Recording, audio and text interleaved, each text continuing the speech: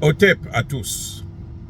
Mes amis, je reviens sur François Hollande, qui se plaignait de la démographie en Afrique. Que c'est la démographie qui est à l'origine de la pauvreté, du sous-développement en Afrique. En quelque sorte, il soutient la thèse de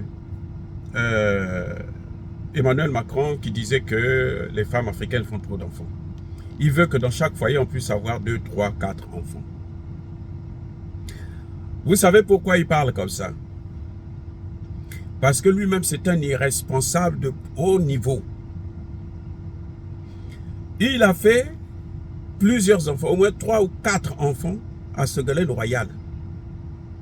La Ségolène Royal que vous voyez là, qui est devenue la femme de course d'Emmanuel Macron.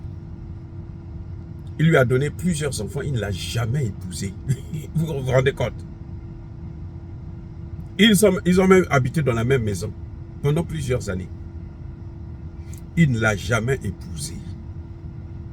Donc il a pris ça là, cadeau, gratuitement. La honte. Il a réduit Ségolène Royal à une pauvre femme, une pondeuse qui vient seulement pour faire des enfants et qui s'en va. Quand il a été élu président, il n'était plus avec elle. Il est allé à la présidence seul. Vous avez déjà vu? Non, voici la femme de François Hollande. Il ne connaît pas ce que c'est que la femme, lui. Et voilà que, maintenant, il ne connaît pas la valeur de la femme. Parce que pour connaître la valeur de la femme, là, il faut l'épouser. Jusqu'à preuve de contraire, quand il était président, là, on l'a surpris à plusieurs reprises sur des motos parce qu'il partait chercher des femmes à coucher dans la rue des bordels. Eh oui. Et il y a une qui a même écrit un livre sur lui pour l'insulter et tout, machin, de tous les noms. Je ne vais pas sortir ça parce que c'est trop grossier. Donc François Hollande qu'il se taise, parce que le sous-développement en Afrique, là, ça ne concerne pas la natalité, ça ne concerne pas nos femmes, nos mères, nos sœurs. Ça n'a rien à voir avec ça. Ce sont eux qui sont à l'origine de nos problèmes. C'est celui qui dort dans la maison là, qui connaît là où ça sointe. François Hollande ne connaît pas ce que c'est que la famille. Il n'a pas de famille. Il a fait des enfants, des bâtards, qu'il a pendus par-ci par-là. Il n'a jamais été marié. Jamais.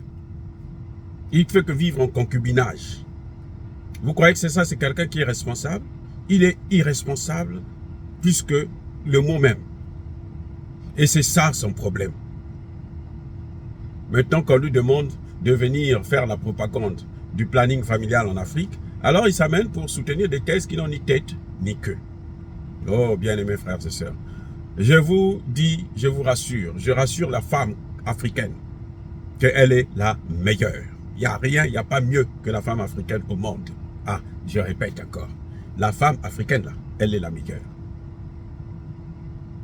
Nos femmes, nos frères, nos sœurs, nos mères, nos grands-mères, vous êtes l'avenir d'un continent. Sans vous, le continent africain ne pourra jamais faire quoi que ce soit, ne pourra jamais avancer. Même s'il y a peu de femmes qui sont au pouvoir, qui font la politique, mais la femme reste toujours au cœur du développement d'une nation. Ça, c'est le docteur Rufin Vicler-Mabiala qui parle. Je persiste et je signe. Soyez bénis. Oh, surtout nos femmes, nos sœurs, nos mères, là, soyez bénis. Soyez abondamment bénis par le Dieu des Kémites et par nos ancêtres angélisés. Et que tous ceux qui vous persécutent, tous ceux qui vous veulent du mal, tous ceux qui stérilisent les femmes africaines, tous ceux qui pillent le continent, tous ceux qui le déstabilisent, qu'ils soient noirs ou qu'ils soient blancs, que notre Dieu, le Dieu des Kémites et nos ancêtres angélisés puissent les foudroyer, les neutraliser, les écraser. J'ai dit et j'assume.